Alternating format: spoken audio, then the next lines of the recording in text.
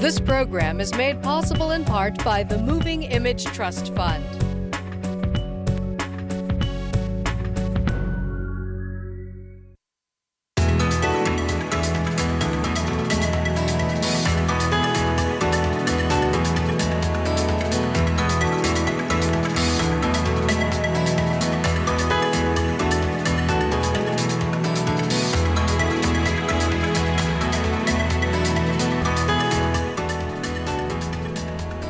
Hello again, everyone. Thanks very much for joining us. They were fewer than 300 words. There was no stopwatch, there were no newsreels, no video cameras, no cell phones, no tape recorders to check against.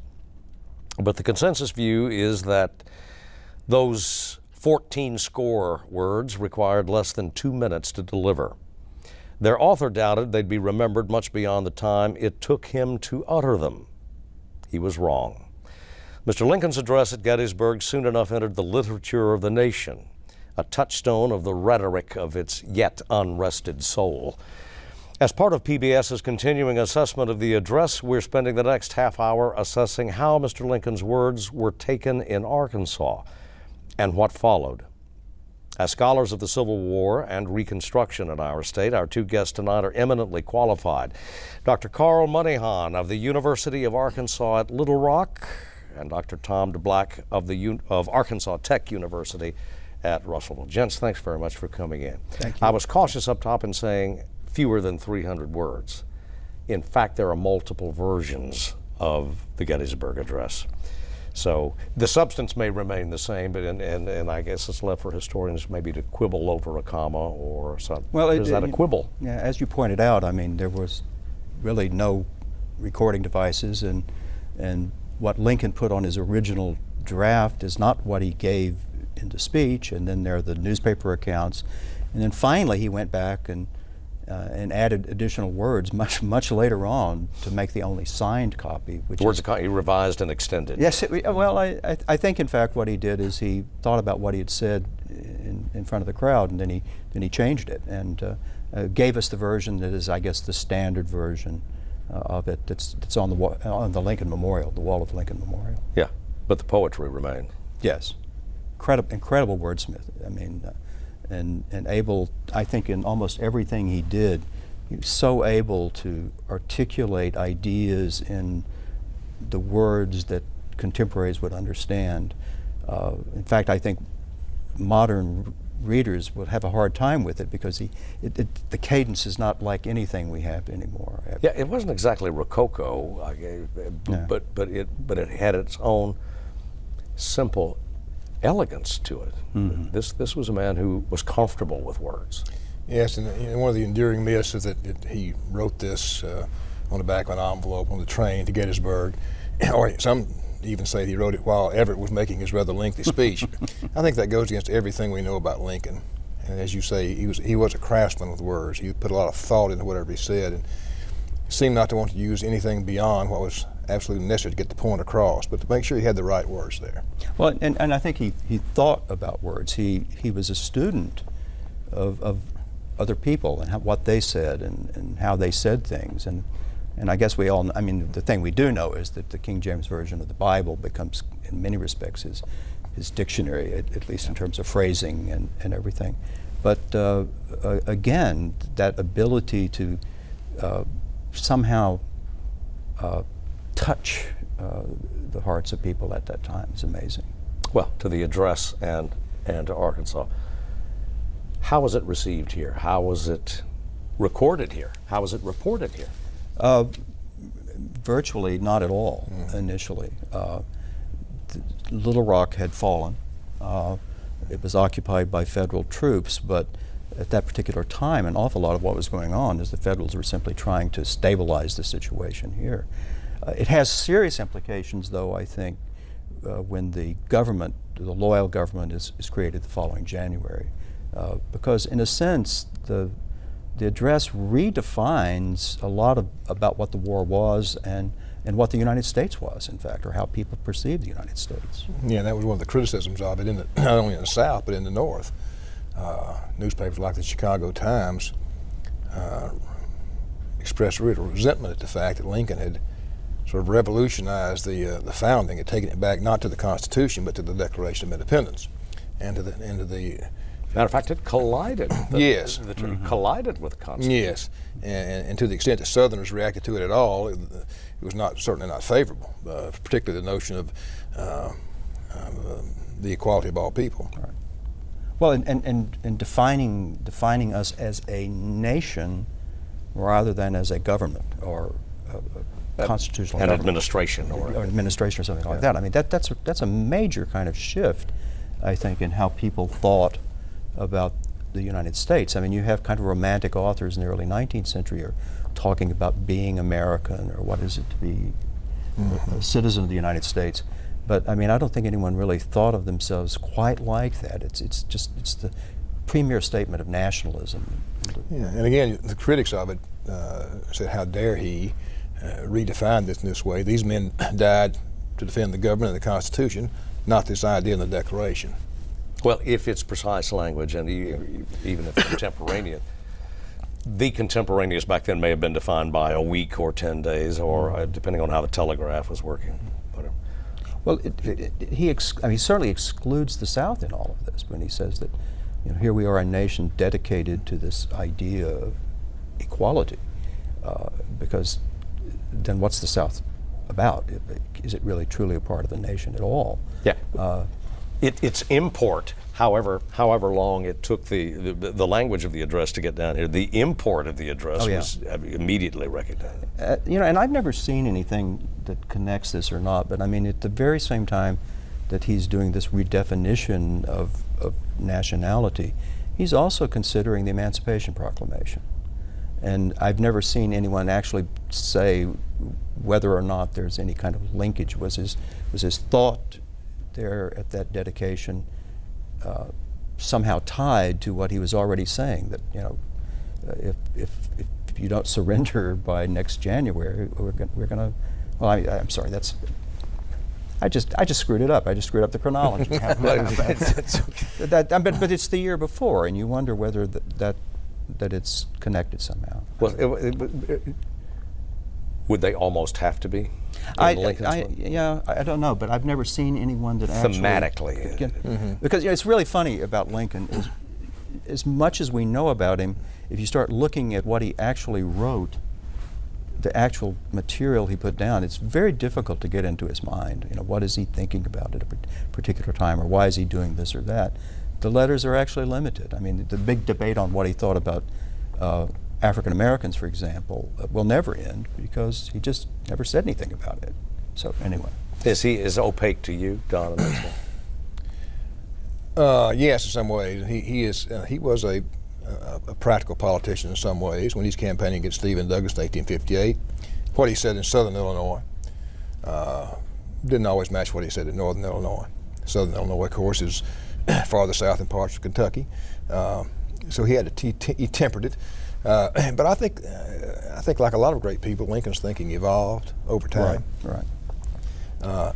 And clearly, while as Carl was talking about, the Emancipation Proclamation is a conditional thing. If you will do this, then you can come back into the Union with your slaves. That's gone, it seems to me, by the time of the Gettysburg Address. It's now a nation. And interesting to me also is the fact that he doesn't mention Gettysburg by name. He talks about this battlefield. He doesn't mention slavery. He doesn't mention the South.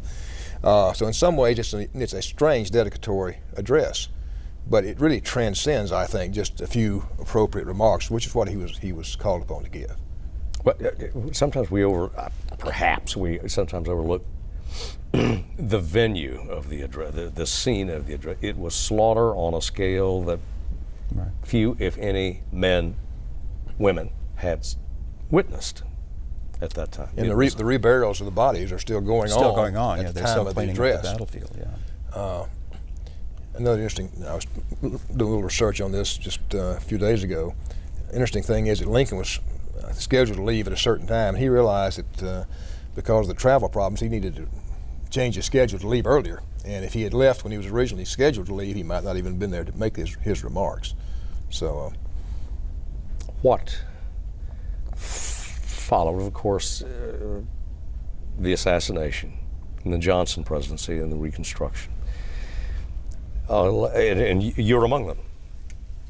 Carl, in that you argue or record that it did not take the South, well, in fact, by 1866, the South, the old order was reestablishing itself. It was trying to reestablish itself, Yeah. certainly, yeah. And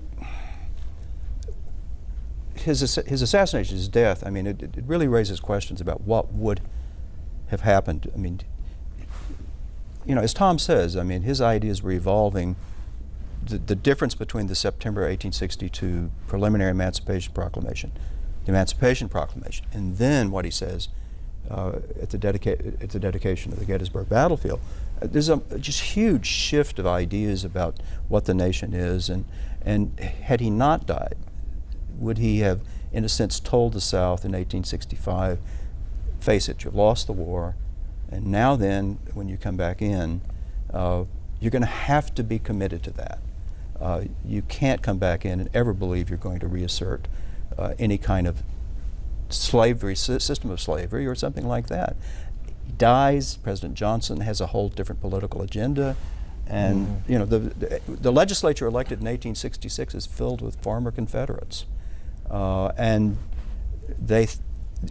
given that inch, then even though Congress comes back in, they think, well, if we just wait it out, we're gonna get back in at some point, and they do. I mean, by the mid 1870s, they're there, and then reversing that whole idea of a nation committed to equality. Just reading a recent book by a historian named Elizabeth Varon, talking about, it's called Appomattox, and she talks about how the opposing sides understood the implications of that very differently, and that how Grant eventually became very disappointed in Robert E. Lee because he thought that Lee had not accepted what you talked about, that this is a new situation.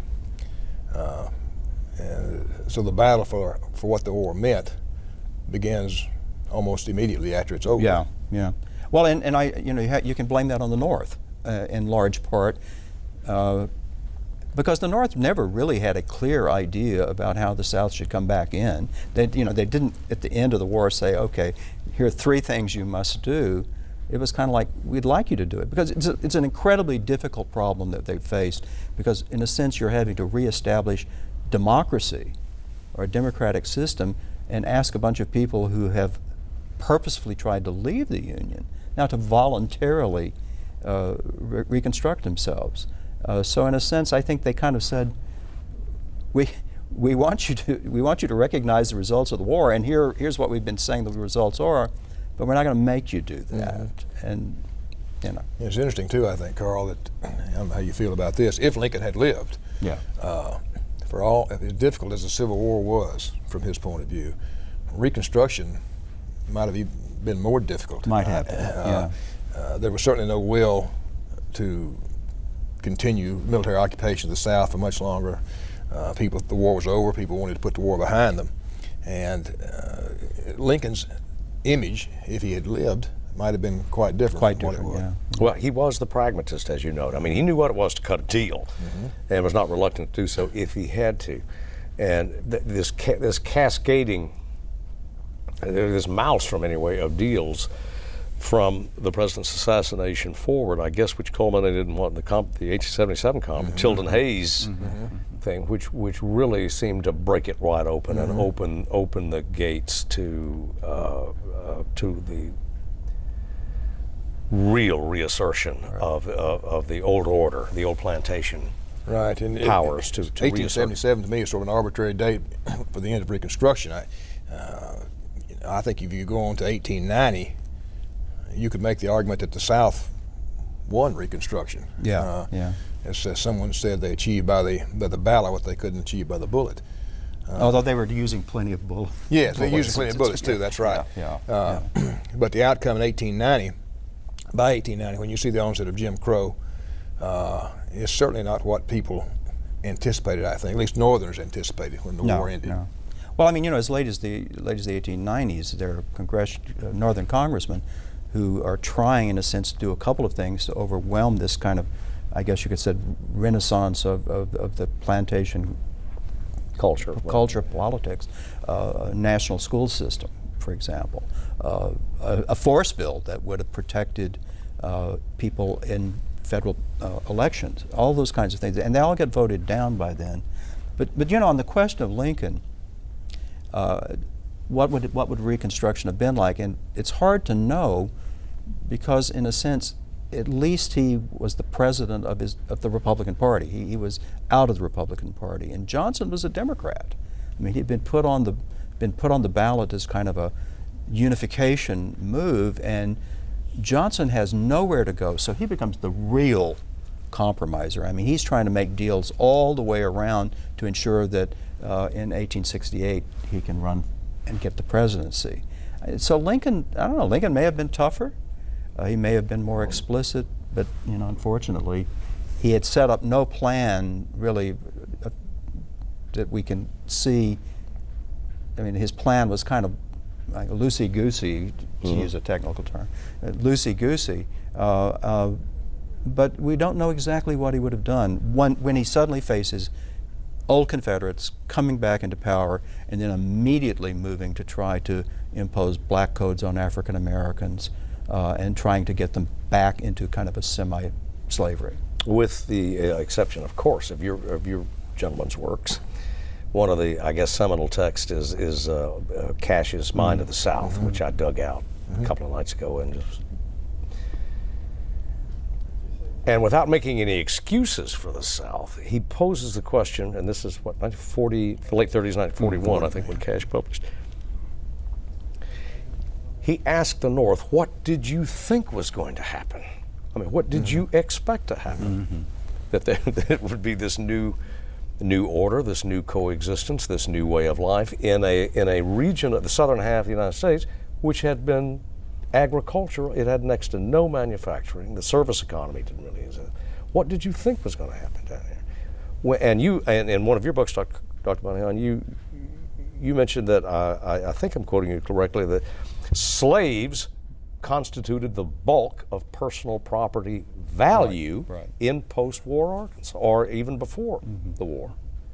It wasn't the land so much as it was the slaves on them. Right. Well, I mean, I think Cash is right. I mean, it's hard to imagine what the North expected the South to do when you think about the fact that a third of the population were African American slaves, who in many cases had been forbidden by law from learning how to read and write. They had no property, they had no savings, and suddenly they're free. The land isn't taken away from the old slave owners. I've always loved the case of the Harner family in Phillips County. 4 sons and the old man. 3 of the sons joined the Confederate Army. The father takes his slaves to Texas and continues to grow cotton, which he sells in Mexico for gold. And the fourth son remains in Helena, swears an oath of allegiance to the Union, and they can't take the land. The war's over. I mean, he's back on top immediately. I mean, he comes back with gold, his land. All of his sons survived the war, and a great deal of labor that had nowhere to go. Nowhere else to go. Right. You know, the idea that blacks were wandering hither and yon, maybe that's happening to some degree, but no, not. I mean, they have to go back to work. They have no options. No one's providing anything for them. I mean, they might be trying to find a plantation where their wife lived or their children lived or things like that. But what was the North thinking in 1865 when it ended was going to happen, other than that plantations, the landowning elites in the area were going to reestablish control over the situation. Give us a better sense, Tom. Cash sort of stakes out the position too that the New South is characterized more by continuity with the old rather than discontinuity. The other poll is taken by Arkansas's own C. Van Woodward, who saw a lot of change. But I think in Carl's work and most of the contemporary scholarship tends to take the Cash side, that the New South was characterized more by continuity with the old than by change. And of course, Cash's book comes out on the eve of what some consider the greatest change element in Southern history, which is World War II. Right. So he didn't live to see that.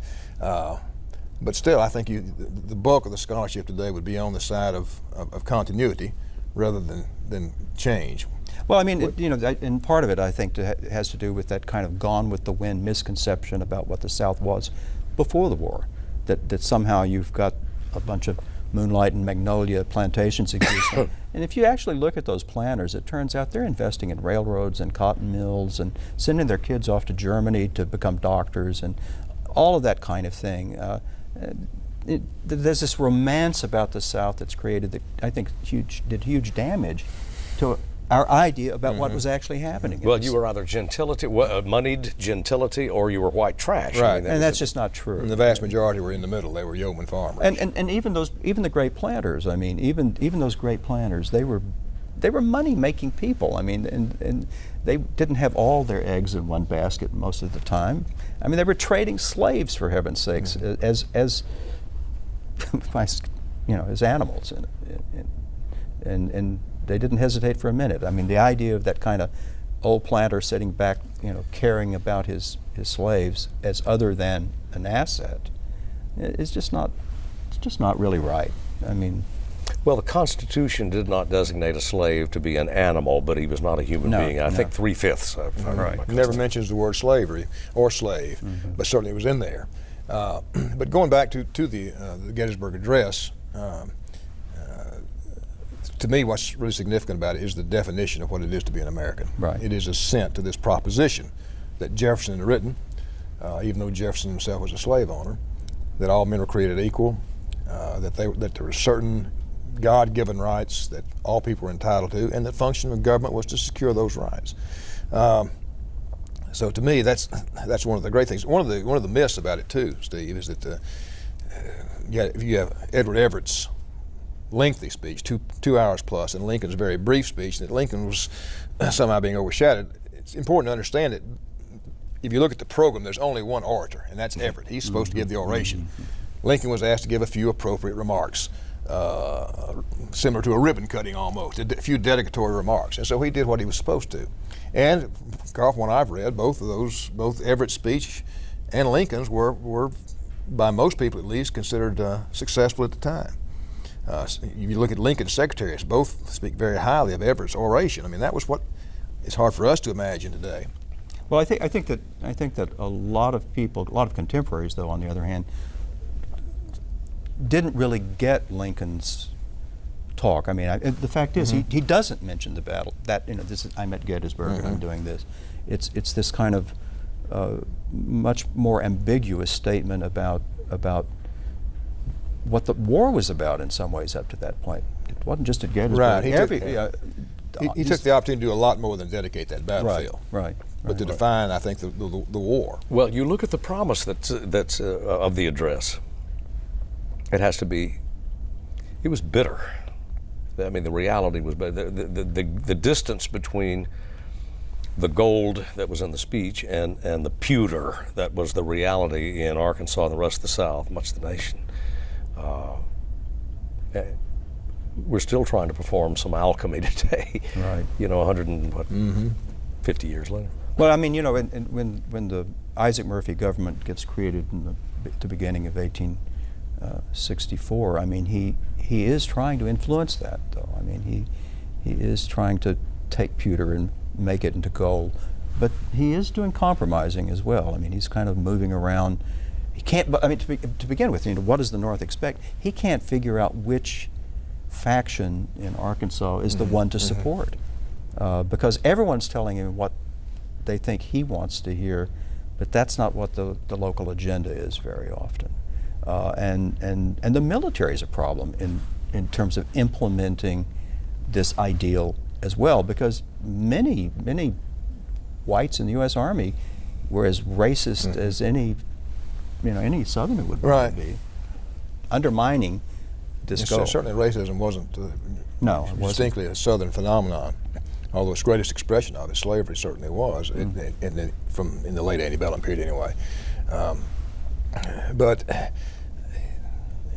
it's just hard to speculate how when you start looking at how things could have turned out differently, absent a large-scale federal military force remaining in the South. It's hard to see how things would have turned out differently. Well, and I think what the kind of the ironic thing, the sad thing about it all too, is that we recite this address. We talk about this address. And yet I'm not sure exactly how many people today think that in fact we are a nation committed to these ideals, are working to secure those ideals. Politics, have you heard a politician lately that talked about any of these concepts, any of these ideas? No. It's all about, sometimes about policy and sometimes not. So in a sense, here's this thing we say we honor. Music's missing. Yeah.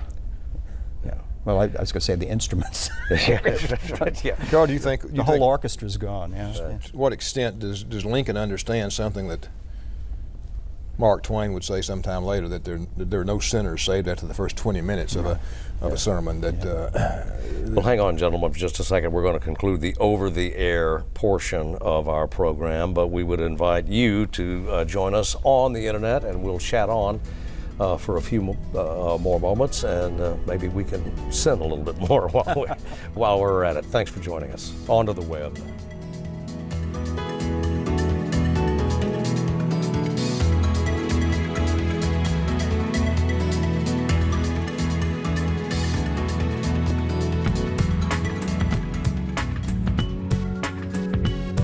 This program is made possible in part by the Moving Image Trust Fund.